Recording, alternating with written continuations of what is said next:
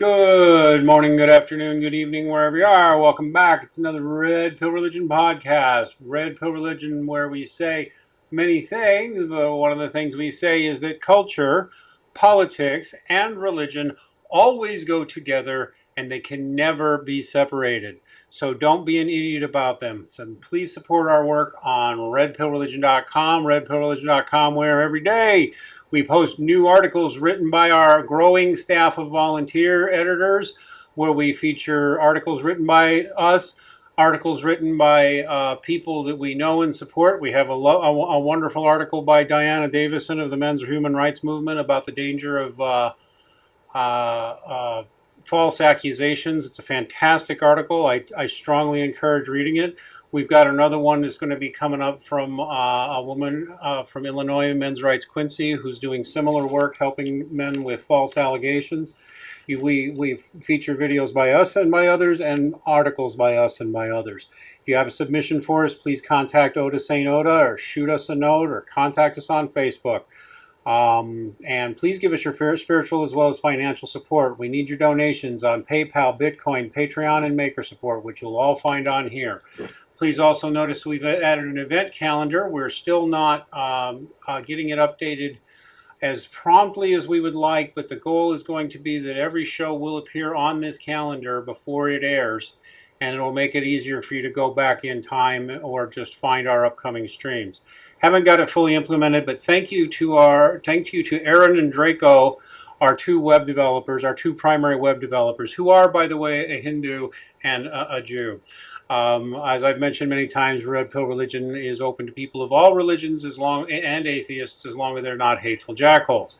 So please check us out on redpillreligion.com. Please check us on Gab AI at Red Pill Religion. Please check us on Maker Support at Red Pill Religion. Find us on Patreon at Red Pill Religion. Find our Facebook group at Red Pill Religion. And if you are a nerd who likes sitting around talking about video games, comic books, D&D, or headier topics like history, science, philosophy, and religion, come on in and join us. We have fun atheists that we talk to and joke with, agnostics, filthy, disgusting deists. Nobody likes a deist, but we put up with them anyway. And of course, Christians of various sorts, as long as you are Catholic and Orthodox friendly. So come join the Discord chat room anytime you like. Now, tonight, we've got fun ahead of us. We are joined by quite a crew, actually. First up, we have Ghost of Buckley, one of our core team members on Red Pill Religion. Say hello, Mr. Buckley. Hello there. How are you, everybody? Also founding Red Pill Religion team member, Jean-Baptiste. Say hi to everybody, Jean-Baptiste. Hello, everybody.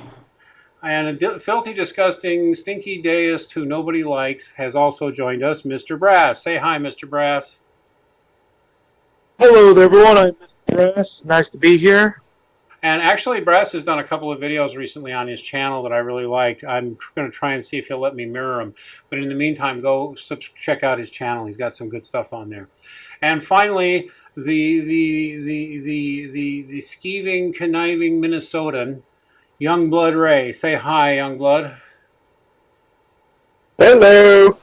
All right, everybody. So now we got a politics stream tonight, which I'm really looking forward to. There is. Am I Trump's liver? Oh, you finally showed up. He just finally showed up. Hey, guess what? I was about to make excuses. Jeez Louise. Well, I was going to tell everybody that Deflating Atheism said he could make it, but he obviously lied. But hey, he sneaks in 4 minutes early and then just tries to carry it off by getting. You were late, son. You're late. That's all I'm going to say. You're lucky we don't kick you out of the building. Good thing we don't have a building. All right. Oh, so we are joined by Deflating Atheism. By the way, I really liked your new videos on Deflating Atheism. And now my mind is going blank. What were your most recent videos? Oh yeah, the delivery system. Yes.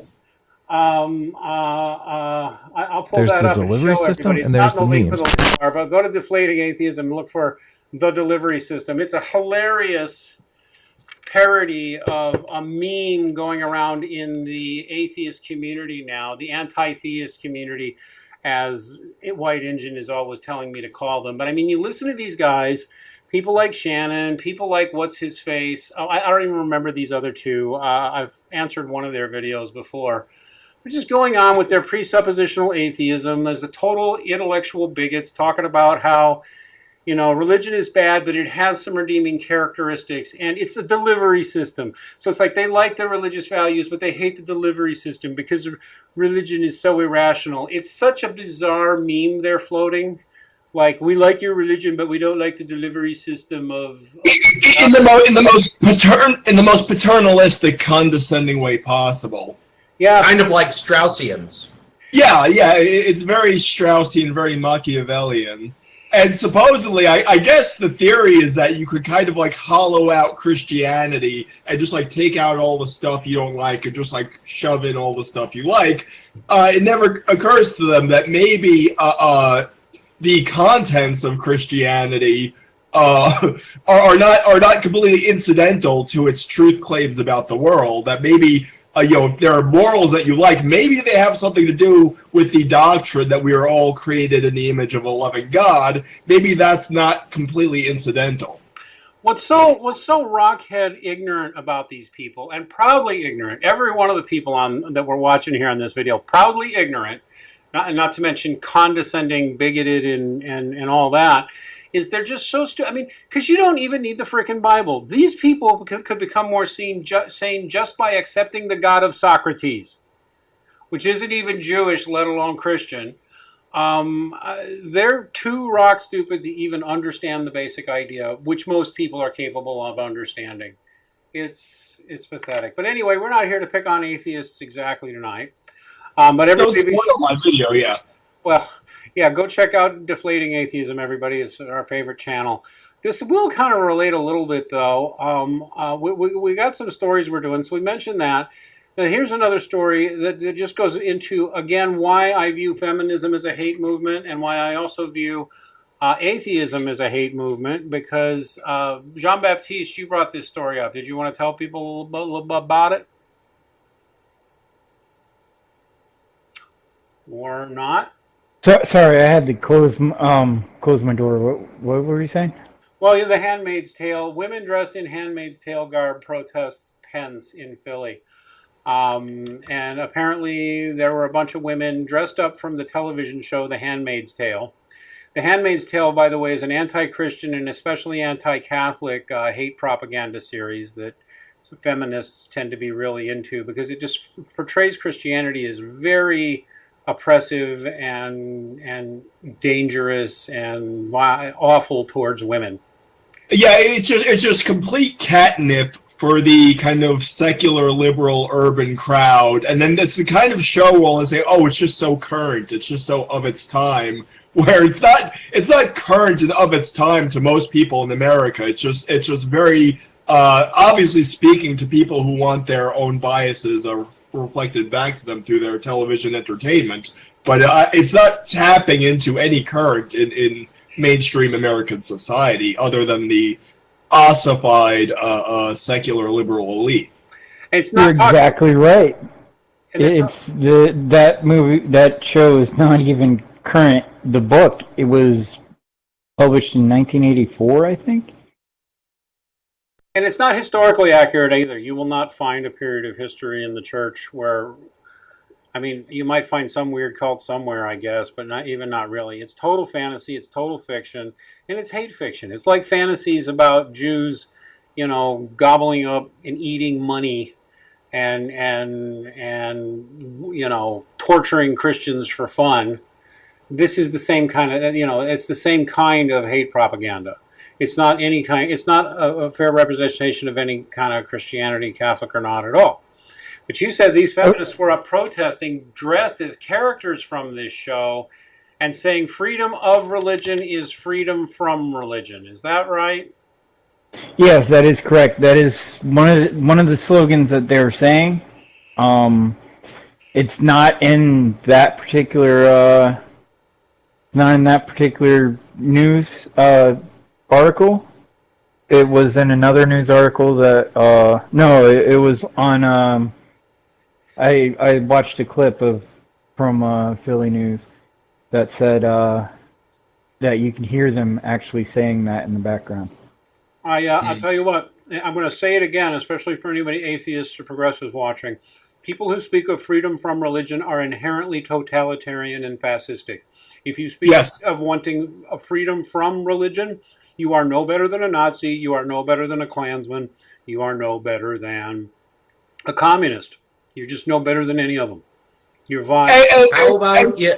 How And to the about religious freedom? people out there, I just want to say, when they say, "Oh, well, you can have your religion, just put it in your private sphere," that's a lie. Do not yield an inch to them, because they don't want you praying at all. Look at the responses to the school shootings. They condemn anyone praying at all. They don't want you exercising your freedom to religion at all. So do not yield an inch to them. Exactly. You really shouldn't. In fact, that's why Well, I'm like, very yeah, like for example, Go ahead. it's not like they're just going after people like schools, for example, that are orchestrating prayer sessions. They're going after children, like they're going after like children who are on their own organizing, Yes. organizing on their own without no school officials with their friends for prayer sessions, and they're against that. Yes. I've talked to But I find it funny that they do that. I've talked to people who've had Bibles slapped out of their hands. I've talked to people who said they just, they see someone praying in public and they don't want to see that, and they ask them to stop. It's very vile behavior, and I'm going to repeat it again for anybody on the political left who doesn't hear me. It's vile, it's hateful, it's totalitarian. Someone tell Shannon Q I called her a hateful totalitarian thought police thug, because it's what she is, along with the rest of the anti-theist crowd like Crocoduck and those people. They're hateful totalitarians, and that is all they are. And they're hateful totalitarians, in fact, who often know that what they're saying isn't true, and they don't care, because the goal is to destroy people for thinking thoughts they don't agree with. They are the opposite of free thinkers, too. That said, I don't want to talk much more about this. It's worth looking at, but... Can I just ask the question, what has Mike Pence ever done to the feminists? Why are they angry at Mike Pence? Well, he's Go ahead. Because allegedly, Let John allegedly he believes in What's that? I mean, you would think you would think in the hashtag Me Too era, a man who refuses to have dinner with anyone other than his wife, I mean, he should be a model or something. Yeah, well, Because I mean, he was known. John Baptiste. I mean, wanted to his say something. nickname- John Baptiste wanted to say something. What were you going to say, John Baptiste? Well, to answer deflating atheism's question, when he was running for Indiana governor or Indiana congressman, he said that conversion therapy should be an option if they want it. Yeah. Conversion therapy not just being the whole the scary things that feminists and atheists say, like with the electroshock therapy. Yeah, it's not all. It very few groups actually do that. Our friend It's Derek, more- the great gay atheist anarchist, thinks it should be an option. Why wouldn't it be an option? But anyway, go ahead. It's more of a. He was talking more of the counseling side of things, where you'd have people affiliated with the church counsel gay people who don't want to be gay, type of thing. Yeah. But it's not a feminist issue. I think what's going on here is just hive mind think. It's that their thought leaders tell them Mike Pence is a bad guy, and so they all just fall in line. Yeah, well, I mean, Mike Pence is a Christian, straight up, and he's pro-life. Yeah. That's enough. That is totally enough. Well, I would like to say on the issue of Mike Pence. Even the people who are even the atheists that are ostensibly pro-Trump will always bash on Mike Pence and talk about how bad he is just because he's a Christian who supposedly wants to. If there are a bunch of funny memes about Mike Pence. Mike Pence, the Emperor having him be Emperor Palpatine and executing gay people, stuff like that. But they're funny, but the people who is Mr. Sparky. What were you going to say, Youngblood Ray? You had wanted to get in, and then I want to move on to the next story. Ray? Well, John Baptiste actually said what I said, but I'm going to add something to it. And I think it's funny how you always see this with, they always make Mike Pence the bad guy. They've made him the bad guy. They elevated North Korea during the Olympics just to tear down Mike Pence. That just made me think: are you people serious? Yeah, I don't even. Because I don't like Mike Pence. Yeah, I know his record. But, yeah, I don't even think that much of Mike Pence. I really don't. I think he's a nothing as a vice president, and maybe even not all that clean. But this is irrational. This is just hate. Yeah, it's really tiring. It really is. But I mean, what's good news? I guess it is. It's really funny. I was confident that Trump was going to win the election, but I did not. I wasn't sure I liked him. I was just confident he was going to. But the more the press was saying he couldn't possibly win, the more convinced I was he would. And a similar effect seems to be happening to voters. Steve Turley notes it in his video, link in the low bar. One of the things that's happening is that, of course, Trump started with very high negative ratings, which isn't surprising and not even unusual for a new president, actually. But his approval ratings have been slowly rising for most of his presidency. And one of the things that's very noticeable is the more extreme and the more, basically the more the media melts down, goes nuts, calls him Hitler, calls him Stalin, calls him a racist, calls him a misogynist, calls him a nut job, calls him stupid, calls him dangerous, calls him Hitler, calls him literally Hitler, the more his approval ratings go up. It's very noticeable. And, Dr. Steve here talks about it. And I can even notice it in myself. I thought Trump would win for a variety of reasons, but I thought he would be, I don't know. I thought he would be entertaining. I didn't think he'd be this. And it's funny how, as I've watched, I've grown to like Trump more and more. The more his opponents attack him, the more I like him. Is anybody else seeing that effect in themselves? Oh, yes, definitely. Yeah. That was I didn't even support Donald Trump. I supported Ted Cruz.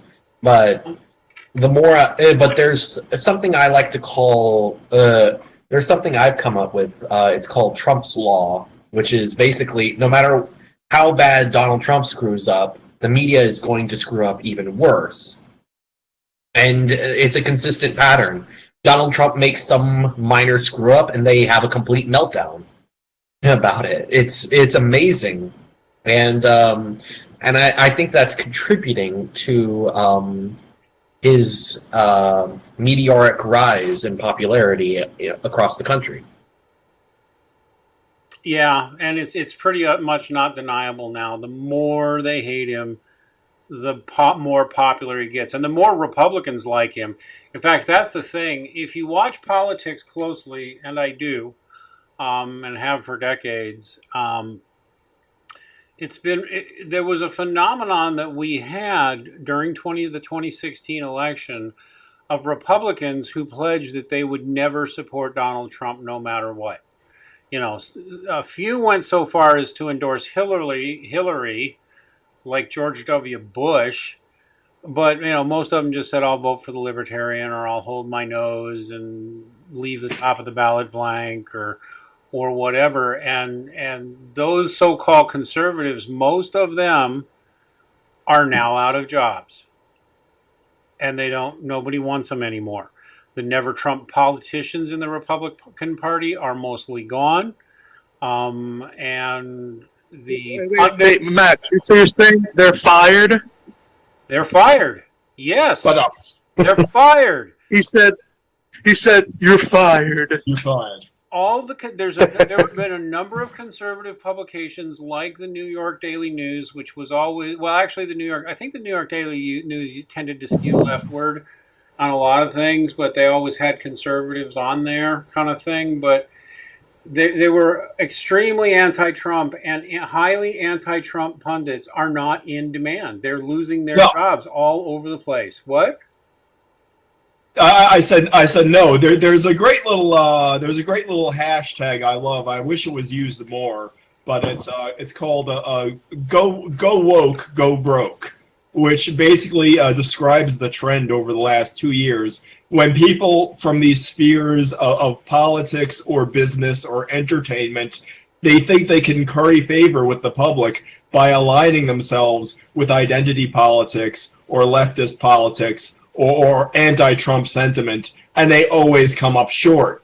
Whether it's Target or the NFL or Eminem or any politician, just anyone who goes against, who tries to pander to the left or tries to exploit what they feel is to be anti-Trump currents in society, they always suffer financially for it. And it's very bizarre when businesses do it, is that it's economically suicidal to do it, and yet they keep doing it. And so, that describes what's going on with these news outlets, is that they keep doubling down on a losing strategy, and just the left as a whole, they keep doubling down on outrage, which is a losing strategy, and the more they get outraged, the more they lose. Yeah, see, you just mentioned something that's a kind of, well, it's not in the Rules for Radicals by Alinsky, but it's typical always of, it's embedded kind of in the reasoning of the Rules for Radicals and Alinskyites. Always double down.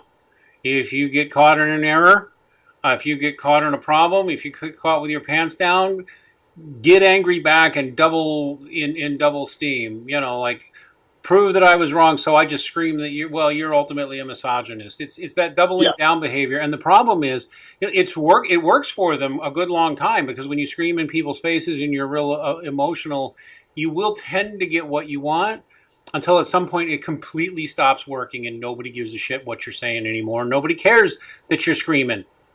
People just look at you and say, I don't care, be mad, I don't like you anyway, you're disgusting, stop screaming at me. Yeah, I hate to keep plugging my little hangout with Brandon Straka, but in that, I actually connected something that's older, because I've been noticing this a while, but like back in the 90s, when you would say, I think the fetus is a human being, I think abortion is murder, and they would jump out at you and say, you just want to control women's bodies, you want women to be second-class citizens. That's an Alinsky tactic. You could draw a straight line from that to a person saying, I think that we should have border security. I don't think that we should just let illegal aliens roam freely in the country. And they say, you're a racist. You just hate brown people. I mean, that's the same mentality. It's bulverism, basically. And it's not working anymore. And again, the irony, again, I talk this with Brandon, is that what's really the whole ironic, you're a racist because you believe that there should be borders at all, is hurting the most among Black Americans. That's the grand irony. Yeah, and what's fun, think about it this way. Trump is the only president that's ever addressed the problem of aliens from outer space coming to our planet to steal our jobs. So that's why we're having the Space Force. I honestly, although a lot of people are playing it down and saying, Democrats will probably make gains, just not big gains, I have a suspicion that the Democrats are going to get crushed in November. I really do think they're going to get crushed. I can't prove it. I may be wrong, so if you want to come back later and say, ha, ha, ha, ha, you were wrong, well, I'll be wrong. I'm not claiming infallible on this. But I have a strong suspicion, that Trump is actually going to wind up with net gains. Huh? Said, the only one that can be infallible is the Pope.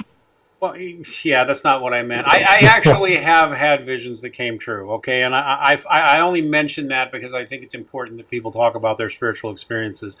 I don't have anything like that going on now. Is all I'm saying. It's just what I'm seeing, what I'm sensing, the calculations I make based on the data I'm seeing. I think anti-democrat resentment. I think what we're basically going to see is a repeat of the 1972 presidential election.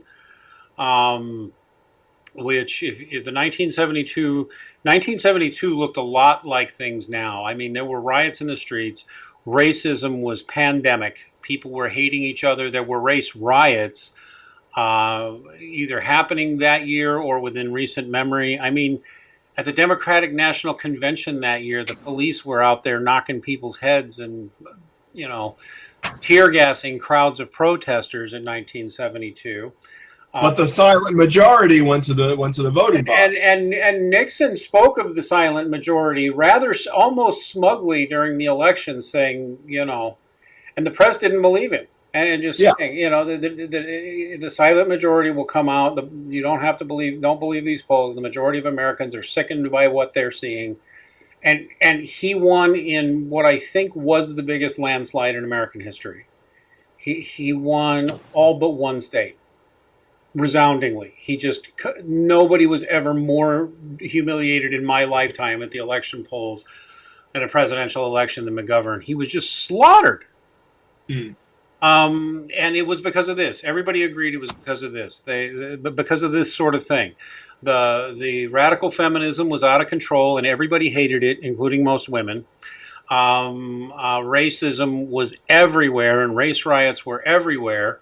There were terrorist attacks by groups like the Weather Underground and that. I mean, not all in 1972, but a lot of the shit we're seeing now, it wasn't that different. Except I think it's wider spread now in some ways. But go ahead. We know Republicans are always underrepresented in these polls, but I will look at the 2016 election. But now, if you just take the polls we're getting from major polling agencies at face value, things are looking pretty rosy for Republicans, and a lot can happen in 4 months, but or however long we have. But yeah, so basically keep the Senate, probably make a few gains in the House. That's the conservative estimate. That's the conservative estimate.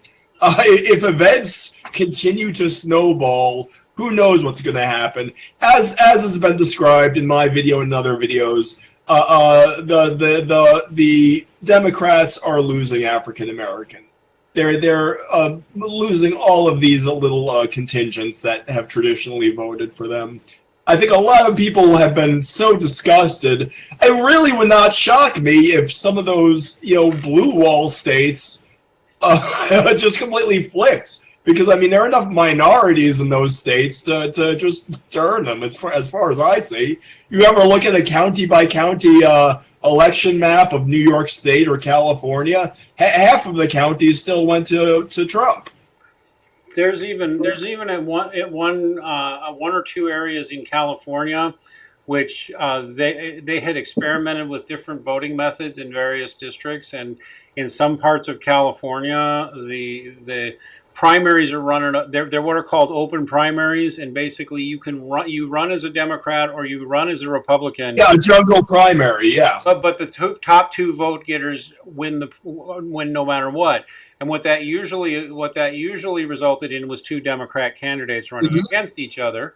But what's actually happened now, it looks like in some districts they might have two Republican candidates, which has, again, Democrats freaked because, that'll be it. I'll make this point too, though. Let's say that Democrats do moderately well and that I am wrong, that we are wrong. Democrats do moderately well. They have... I think it's beyond the scope to think they'll crush it. I really do. But they might have moderate gains in the House and the Senate and governorship. They might. Even then, I would say that Donald Trump overall becomes more powerful and more effective anyway.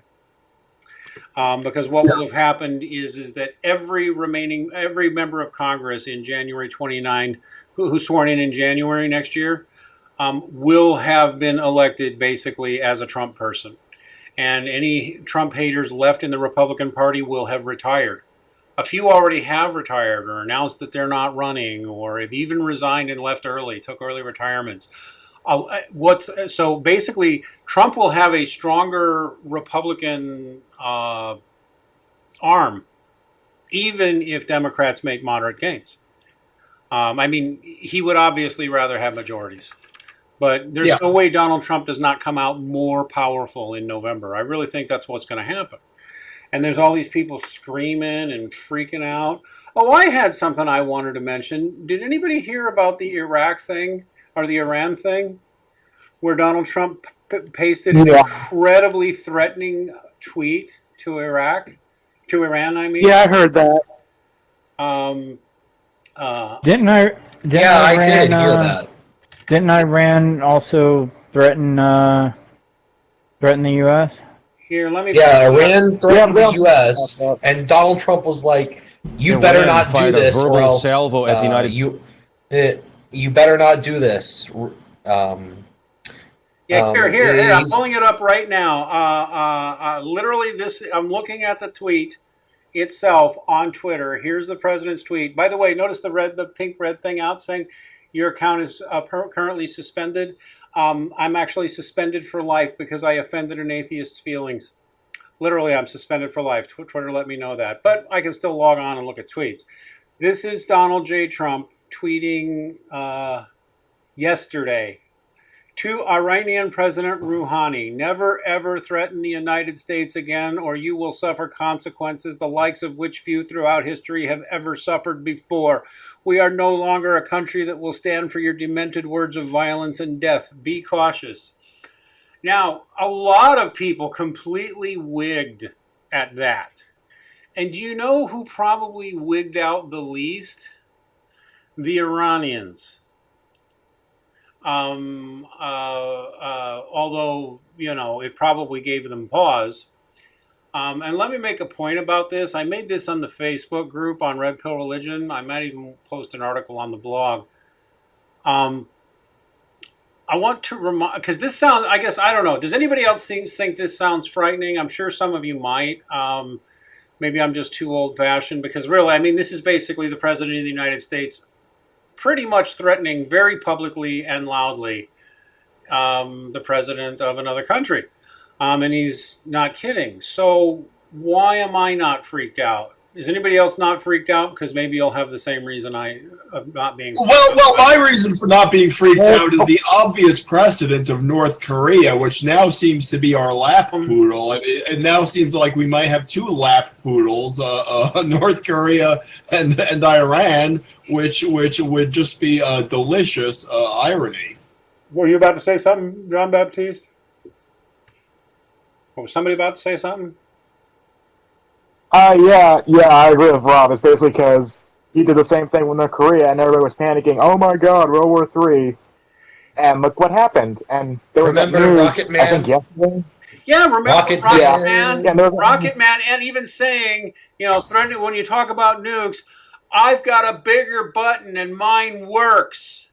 I mean, that was like, threatening nuclear war. And I remember when he did it, I just laughed because I knew he was not really making a threat. And everybody freaked out. Yeah. And look where we're at with North Korea right now. Historically, the best relationships ever. Ever. Yeah, I suspect if we got to the last chapter of The Art of the Deal, it would actually talk about just like calling the person's bluff, And here's the thing: the Iranians, the government. I mean, I've talked to everyday Iranians, and while certainly some hate America and Americans, many of them are like, yeah, whatever. That's just the government line. They hear "Death to America" 50 times a day. It's when they turn the TV on in the morning, they hear "Death to America." When they go to bed at night, they hear "Death to America." In every mosque at prayer, they say "Death to America," and that's been happening for 40, 50 years. It's just a noise to most Iranians, to be honest with you. And that's an important thing to know about the history of Iran. Multiple administrations have acted like Iran is a terribly, terribly, terribly dangerous country. But when you actually know something about Iran and look at it, they're not the world's biggest sponsor of terrorism. They're not the world's biggest sponsor of weapons trafficking. They're not. They don't sponsor a lot of terrorism. They're not real warlike. They don't really try to invade their enemies too often either. They scream death to America and death to Israel, and just kind of otherwise sit there and be Iranian. They strike me. Again, I'm certainly not an expert, but they always struck me as being basically a rational actor on the world stage. Unlike North Korea, and I suspect most of North Korea's war games were mostly for just impressing their own citizenry, rather than actually a real threat of a nuclear strike or anything. Go ahead. I was just wanting to get to the article I shared. I shared with you guys. Let me make okay. a point on this one then, and we will get to your article. It'll take us back to what's happening with Trump consolidating the party and changing the Republican Party forever, by the way, or for a few generations. But this kind of rhetoric, you can read about this. I can't remember the social scientists that I've read, but I mean, it's fairly well understood. Different cultures, there are shame-based cultures, there are honor-based cultures, and there's one or two other kind of cultures. We're actually in a victim-based culture, which is the most pathetic of all. But that's changing fast. But in a shame-based culture, you don't. What people fear most is being embarrassed, or embarrassing the family, embarrassing themselves. Getting caught with your pants down is just like the worst, most imaginable thing that can happen to you. A different kind of culture is an honor-based culture. Parts of the United States still have an honor-based culture, but most of our elites do not. They don't even know what an honor culture is, and so they're all about being nice. In an honor-based culture, it's actually very masculine. Masculine in a way women tend to like, by the way. Whether you swear or not, you tend to have a lot of bravado. Japan is honor based. Huh? I think Japan culture is largely honor based. Well, yeah, although they have a large shame-based culture. So when they say you've dishonored me, it's really more shame-based. I mean, they're using the word honor, but it's really more shame-based in a lot of ways. It tends to be. In an honor-based culture, people. Okay, let me put it to you this way: people frequently fight with fists or weapons in an honor-based culture. People in an honor-based culture say, "You insult my mother again, you dirty dog! I will pound your face into the dirt." Because you've just and if you won't talk that way, they don't respect you. Do you see what I mean? Like they expect you to get in. Chicago is an honor-based culture. If you insult somebody's honor, the proper response is to turn around and is to turn on you. Who the fuck are you? What's your kind name? Of like the Hatfields and the McCoys. That's more of a feud, but it is sort of like that. No, you don't insult me. You don't. Did you just insult my mother? Did you just insult my family? I'll kick you like a dog, Kerr. And that's like people talk that way, and it actually doesn't really lead to violence that often. It can, but most of the time, actually, quite a lot of the time, getting aggressive like that is how you stop the violence in that kind of culture, right? Like, oh, he may be dangerous. I better not mess with him. You show that you're strong by giving them guff. Well, that's what parents tell children when they're getting bullied. Is even if the other kid is bigger and stronger than you, if they bully you, you at least throw a punch or something. Well, that's in an honor-based culture. If you're not in an honor-based, see, you and I both grew up that way, and that is pretty much how I teach my kids, right? Like, you don't be a bully, because bullies are disgusting. But if somebody bullies you, learn how to punch them in the nose. Yeah. Because that's how you make it stop. And that's also how you make it stop escalating. And that's also how you make bullies stop doing that to other people, is you let them know. in no uncertain terms. And honestly, there is no way that the Iranian president or government pissed their pants when they saw this. What actually would have happened is they said, oh, he means business. All right, we may have to reevaluate how we talk to this man. That's probably what actually happened with their government. Because, oh, he's showing some balls. Unlike the last how many American presidents, he appears to have balls. So we need to deal with him.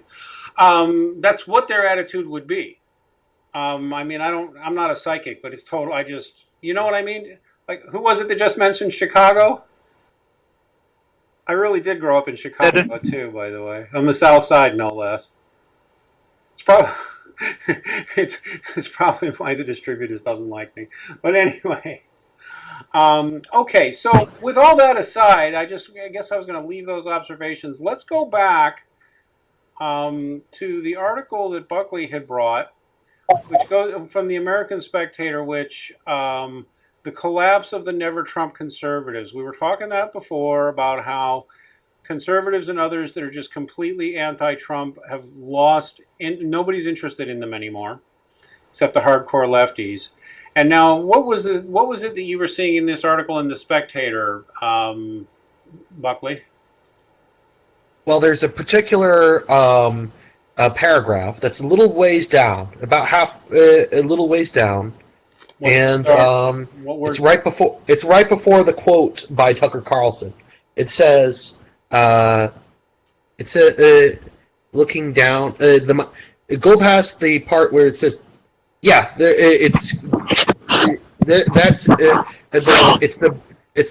the bottom one. It's the one that's it's go up a little.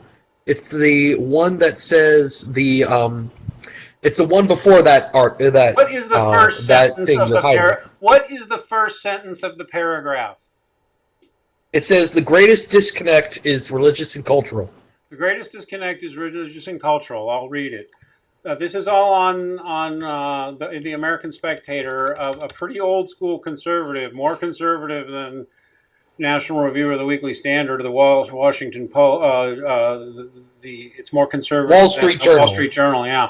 And here's what they say. The greatest disconnect is religious and cultural. The Republican Party is overwhelmingly Caucasian and Christian and traditional on social issues, while its pundits skew Jewish and agnostic and libertarian.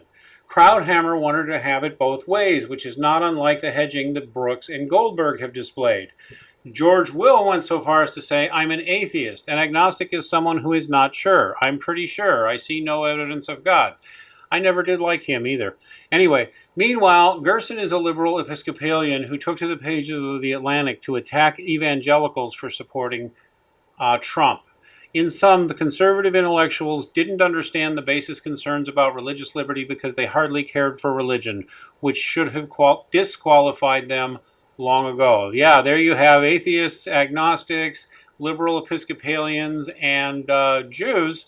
And I would mention, by the way, most of them not. There are some, like Ben Shapiro, but most of them not Orthodox, observant Jews, but more casual.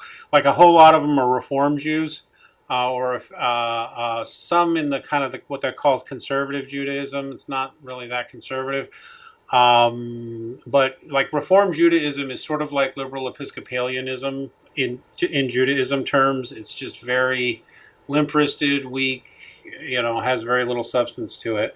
And that does really seem to have typified most of the conservative pundits we've seen the last 10, 15 years. I put, who I would include David Brooks. I would include actually people like Jonah Goldberg. I like Jonah Goldberg. We're the same age and we have a similar sense of humor, but really most of the National Review crowd, most of the Weekly Standard crowd, most of the Wall Street Journal crowd, not very religious, very limp-wristed liberal religious, if they're religious at all, tend to say religion doesn't matter. It's very obvious that they were, well, who was it that mentioned the Strauss Ians? Myself. I mentioned that at the very beginning of the video that that friended forever, and Shannon Q had a very Straussian view of religion, where it's like this thing that helps keep the lower classes in line. Delivery system. Yeah, in fact, our friend Johannes Ratz, who Memes. You can't forget memes. Johannes Ratz, it used to be a Straussian, and I know the Straussians very well. It's all, Straussianism is a reference to Leo Strauss, who's been quite influential in conservative think tank and libertarian think tank circles. And Johannes Ratz, who's thank God a Christian now, but was an atheist for a long time and a Straussian, and he'd tell you the same thing I would. These people are not really conservative. They are people who are pretty open. I mean, you just read Strauss and his followers. He's just very clear. No, there's no God. Religion is stupid. Smart people understand this. But the lower classes need it. They're stupid. They're not educated. And, it keeps them passive and happy. So, you need to be nice about religion, even though, the ruling elite should be able to do pretty much whatever they want and not be bound by that primitive morality shit, as long as they don't, as long as it doesn't trickle down to the proles and down to the peasants. Don't let the peasants see it, and you can get your freak on however you want, have whatever drug issue you want, sleep with whoever or whatever you want. We don't care, because that's all a bunch of crap. That's basically Straussianism. And what's interesting is once you recognize Straussianism, his students and the people influenced by him are rarely so open in how they discuss things. But you can usually spot them if you read them at length. You start to spot the attitude. Yeah, well, there were a lot of Straussians in the neocons, obviously, but there are a lot of Straussians in the Trump administration, too. I used to be on a web forum with Michael Anton. I actually had a few discussions with him, who is now a senior member of the Trump administration, and he's definitely a Straussian. And that's, that's a bad sign as far as I'm concerned. I am no, starry-eyed, QAnon-believing Trump's the Messiah guy. I like the guy and a lot of the things he's doing. It's very impressive, but I worry about the messianism. People talking about God Emperor Trump. I don't like that. I can't stand the Trump wing that will call you a cuck. And can you at least appreciate that as a way to tweak liberals who suspect? Oh no, I even used the word cuck, but I needed to finish my sentence. We'll call you a cuck at the drop of a hat at any sentiment that is anything other than whatever the MAGA line is today. I get tired of that stuff, right? Just like I get tired when people attack the Muslim faith incorrectly. They say something that's wrong. It's the same attitude. But anyway, the Straussians are quite malevolent, and they are all over neoconnery. In fact, I have a strong suspicion that's who George W. Bush really was a Straussian. I used to I didn't hate him, but I used to have a more positive view of George W. Bush than I do now. And I'm pretty sure his religion was faked. I remember him talking about it, and let's just say it was very bland. If you hear him talking about religion, he doesn't say much. I really do think he toyed with evangelicals. I really do. And I think that the administration actually, just because it was politically expedient, wound up getting involved with some, Christian radical nut jobs like Tim LaHaye and Jerry Jenkins, who gave us those horrible Left Behind books. And they got close with a lot of Christian cult groups that are kind of extreme. And Straussians really bother me. And so if there's any Straussians of significant influence in the Trump administration, that is not a good sign in my view. Because they're huge cynics. They reason like libertarians. As long as I didn't break the law and nobody got hurt, it's fine. Well, I'm sorry. What were you gonna say there? Well, yeah, I did want to bring those guys up, but But the article that the Tucker Carlson quote is also important in it because it says Tucker Carlson is quoted as saying conservative voters are being scolded for supporting a candidate they consider conservative because it would be bad for conservatism. And by the way, the people doing the scolding, they're the ones who've been advocating for open borders, nation building in countries whose populations hate us, and trade deals that eliminated jobs while enriching their donors, all while implicitly mocking the base for its worries about abortion and gay marriage and the pace of the demographic change. Now they're telling their voters to shut up and obey, and if they don't, they're liberal. These people and these are the people who tend to shush conservatives and say, oh, don't hurt feelings. Don't offend anybody. Don't be mean about it. Be gracious about it. And of course, and I think even Jonah Goldberg talked a little about that in Liberal Fascism, but a lot of these neocon type Republicans, they all lean Straussian. Many of them are Straussian. Many of them seem to have a tendency to turn a blind eye to things like pedophilia too. A lot of them seem to have a history of that. Here, one of them here is William Kristol. To me, he's everything wrong with what was wrong with conservatism. I had liked him for a while. I thought he was just a really nice guy who made conservative points in a really nice way, but nah, he's a total drone and total talking points prat. And the father of he's the son of a much more impressive figure.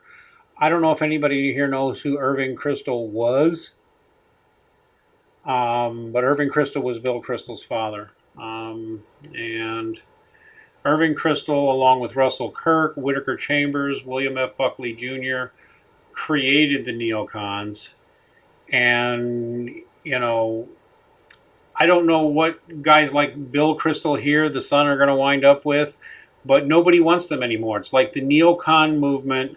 Basically, Buckley, Ghost of Buckley might not like hearing it, but William F. Buckley Jr.'s brand of conservatism seems to be pretty much dead at this point.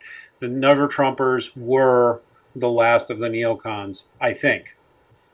Well, there's a reason I'm a ghost now. There is that, too. We can learn from William F. Buckley Jr., too, because he was still quite brilliant. He really was. And up against something very big, too, when he was doing what he was doing. Yeah, there's a reason I'm a ghost now. It's because, I died with a lot of regret. You've told me time and time again about the old story of William F. Buckley, his last interview with. Yeah, I'll even see if I can find it and send it to you. I think I saw it on. He was on Larry King Live, man, and he literally says, "I'm tired of living." It's like, wow.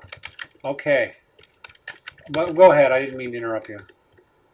Oh yeah, well, it's. This is why I find the collapse of this NeverTrump faction of the Republican Party to be a rather interesting phenomenon, because I'm a rather young guy. I first became politically. I wasn't really politically aware until a couple of years ago. Right at the Trump election, I didn't really care about politics up until then. I'm pretty much like late 90s. I'm only like 20 years old or something, 22 years old. So in my lifetime, I've seen such a shift in the Republican Party from what I knew as a child up until now, really. That's why I'm seeing within my lifetime a huge paradigm shift. Really fast, too. Really fast, too. I always wondered if it seems as sudden to a person your age as it would to someone older. I'm talking about in the span of the last 3 or 4 years, there's been a radical shift. I remember, I think in the very early 2000s, I had some Uh-oh.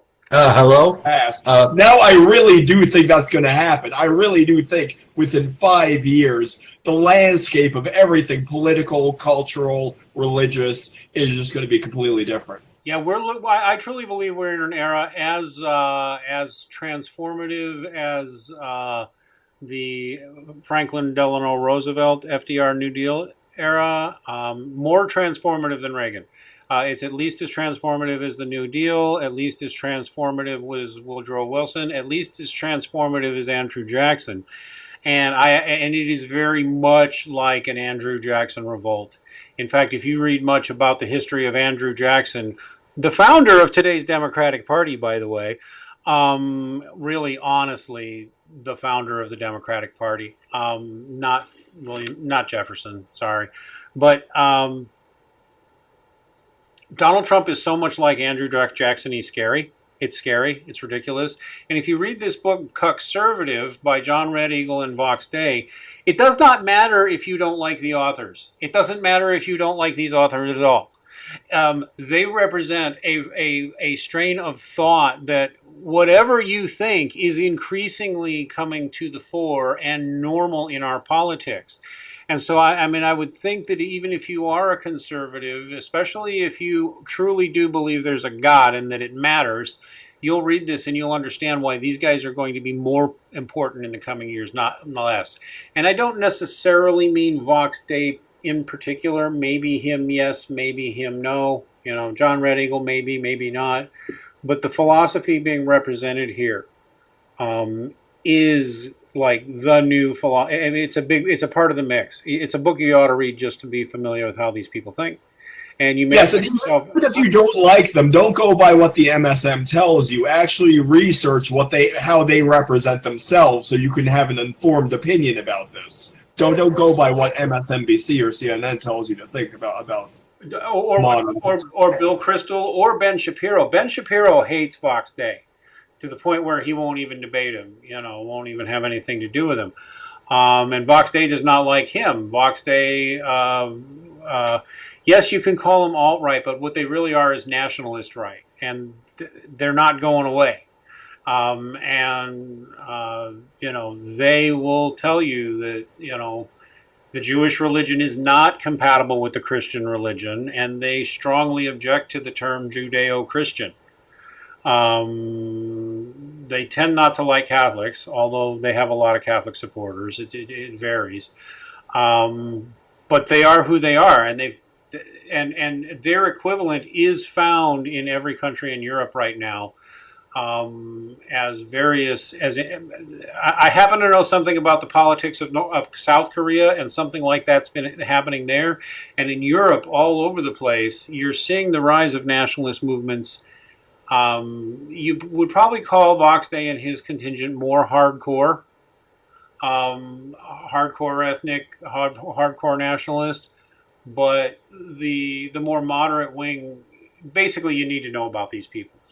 Because, I think that these people are going to be a major force in national and international politics for the rest of my life.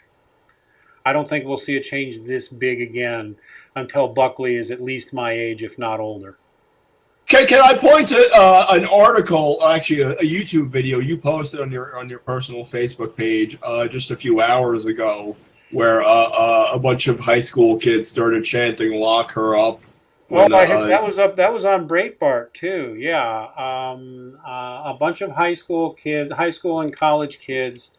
Breitbart had put that up, and a Republican, Jeff Sessions, was giving a speech, and these kids started, when Hillary's name came up, started chanting "Lock her up, lock her up." They want her in jail. And they're not the only ones. And quite a few people on this type of right wing, which are called the alt-right, but I hate the term alt-right because at this point nobody knows what it means, right? It's just whoever you hate, you call them alt-right. But these people are the nationalist right. Let's call them that, the nationalist right. I'm sorry, what were we going to say, Buckley? Well, I was just going to say that they actually, the press use. I watched this on like Tim Pool's channel. You might not like Tim Pool very much, but on Tim Pool's channel, he talked about in a video how the press does have like a standard definition of alt-right. The problem is they never really they don't use that definition. They have so it's even worse than the alt-right not having a definition. The mainstream press does have a standardized definition, but then like reporters in corporate media, like for like the Guardian or whatever, they ignore that standard corporate definition of alt-right and then use it to tar whoever they don't like. Like, for instance, they'll claim that the alt-right are a bunch of hardcore libertarians. The term alt-right means nothing. If you want to talk about intelligent people on what used to be called the extreme right, honestly, you do have to read some Box Day. You have to be familiar with Mike Cernovich at this point. You have to get familiar with Pat Buchanan. You absolutely have to be familiar with Pat Buchanan's work. Many would yeah, well, that's kind of. I'm sorry, but I remember there was like a blonde in the belly of the beast video where she just basically opened with a video clip of Pat Buchanan from like 1992, and it struck me that what's called the alt-light is simply what would be your dad's conservatism, simply channeled through alternative media, through social media. That's all it is your dad's conservatism just in a new package. Your granddad's conservative is more like it, to be honest with you. Because by the 1970s, this kind of conservatism was going out. Nixon was not this kind of conservative. He wasn't a neocon, but he was still more of a country club Republican. Ford wasn't. Reagan wasn't. Reagan was a little, but not a lot. But what many would say, and he ran for president 3 times. One time in 1992 actually had a significant impact. Lost spectacularly. But many, including me, would say that Pat Buchanan is to Donald Trump as what the heck is his name? Barry Goldwater was to Reagan. If anybody knows the history of Reagan, Barry Goldwater ran for office, was laughed at, was severely, embarrassingly trounced, and lost badly. But the intellectual core of his campaign and the people that were part of his campaign went on to elect Ronald Reagan 20 years ago, 20 years later. And Pat Buchanan's 20 years later, basically from Pat Buchanan's books and his movement, Pat Buchanan, if you want to understand Trumpism in a real way, without just psychoanalyzing Trump, but you want to know, well, what's at the root of Trump's philosophy, it's basically, it's going to be this. You read Buchanan. And I remember, I'm sorry. Go ahead.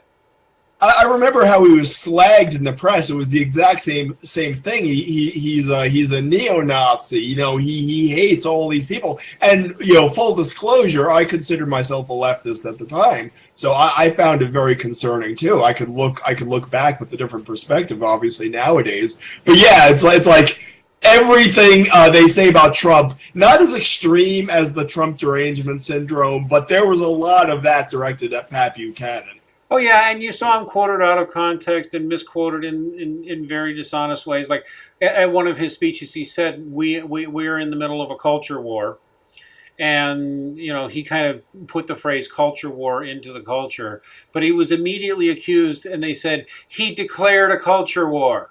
It's like, no, he didn't declare one. He said we're already in one. And he was right. Is the thing. Yes. I do see that now. I didn't see it then, but. Me neither. Both the progressive left and the neocon element that was increasingly taking over the Republican Party was totally changing the face of conservatism and the Republican Party. And Buchanan was the guy screaming, "Stop! No, this neocon stuff! No, no!" I'm sorry. Go ahead. Yeah, I think it's also important to notice that the early '90s was also that first flush of political correctness. So it was a time kind of like our current situation. Political correctness kind of went by the wayside during the Clinton administration, but it's just like the last 3 years it came back, and then you have the reaction. Yeah, well, I mean, yeah, we saw a spate of political correctness, and some liberal progressive types came out against political correctness. Although, to be honest with you, for example, Bill Maher used to have the show Politically Incorrect, and he was kind of against political incorrectness, but he kind of wasn't. He was never convincing. He never really was, and he still isn't, actually. What he liked Well, to do when was New Atheism, huh? when the New Atheism gravy train came around, he jumped right on board. Yeah, Jumped right onto the atheist gravy train. he was not an atheist during the politically incorrect days, though. No, but he was not. And he was a little hard done by at first after 9/11, but no, he was always, I mean, he was always very paternalist, very lefty, very condescending and snooty, and very shallow. I always found him shallow, even in those days. But he at least, there had been a pushback against political correctness, and we all used to make PC jokes. And then the last 5 years especially, it's like the PC we were laughing at in the 90s, we would make jokes like that are reality now. yeah. Like you would make a joke like, it'll be about, feminism is a bunch of women wearing pussy hats screaming, Pope stop raping me. And we would joke that feminists are like that. Would be like that because, one acted like that and we would all laugh. And now it's like, no, this is like, you can't parody social justice leftists. Have you noticed? You cannot parody them. It's impossible.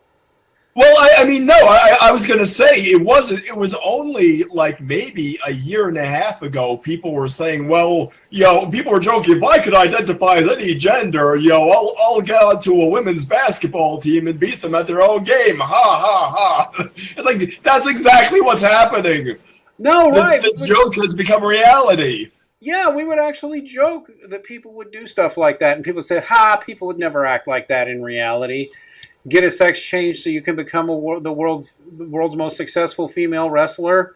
What? You don't even need to get the sex change. You just need to identify as that gender. Yeah, exactly. Remember when Lauren Southern went in and just got legally identified as a man? Yeah.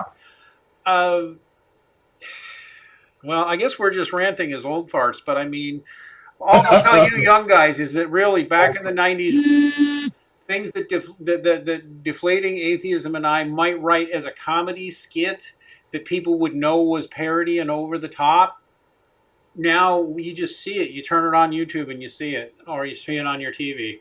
It's not a skit. People are really acting like that. It's so freaky. It's funny that you mentioned comedy skit because that exact phrase came to mind when the mainstream liberal media was trying to dismiss the walk away campaign, and they blamed it all on Russian bots. That was literally my thought. I said, like, if I had to write a comedy sketch, like a Saturday Night Live sketch that was designed to make Democrats or the left look stupid and foolish, I could not do any better than what they're doing to themselves. Yeah. It's satire become reality. It's why I really do think Nixon's silent majority effect is going to happen, and probably in November, like a whole lot of people who are just keeping their mouths shut because they don't want to fight with family or friends or get in trouble at work are going to come in there and punch whoever the Republican is just to spank Democrats and progressives. And Democrats and progressives cannot see it coming. They cannot let themselves believe any such thing is possible. Just like they could not let themselves believe it was even possible that Trump would win. It's going to. I really suspect it's going to be very painful in November for people who, because really, social justice, progressive leftism is a religion, and it's a false religion. I'm sorry, it is. It's an atheist religion. Obamaism is an atheist religion. Loving Hillary. No, more specifically, it's a cult because you have to disassociate yourself with all the apostates. It's true. Anybody who doesn't think like you should be either lectured to, condescended to, or thrown out and have their reputations destroyed. Maybe even beat them up. That's what progressivism's become, and it's pathetic. I used to even think of myself as a classical liberal, but I don't even want to identify myself as a classical liberal anymore. I'm like, I don't think I believe in it. You get enough classical liberalism, and eventually you wind up with these people, and they're insane. And by the way, you look at these social justice leftist drones, their lives are going to suck, especially the feminists. Their lives are going to suck. In 10 years, they're going to have no useful skills of any kind. They're going to be surplus people who've embarrassed themselves, maybe castrated themselves, decided not to have children, which, but then you wind up middle-aged and alone and realizing you don't have much family. I actually think, assuming that society doesn't completely collapse, which I suppose it could, that in 10 years, actually, it's going to be more like Steve Turley talks about, and we're going to be way more religious and way more stable, and it's going to be like the Handmaid's Tale. No, it's actually. Well, no, I mean that goes to what I was saying. I think other people want to join the conversation, but it seems like it seems like atheism has just been shouted out of. Deflating, you're cutting out. You cut out, Deflating. Sorry. You said it seems like atheists were shouted, and then you. Yeah, because they actually did the audio off. I don't know why, but yeah, I said atheists are being just. There's so much more interesting stuff going on that atheism just can't even compete anymore. So I think it's basically a marginalized social movement at this point.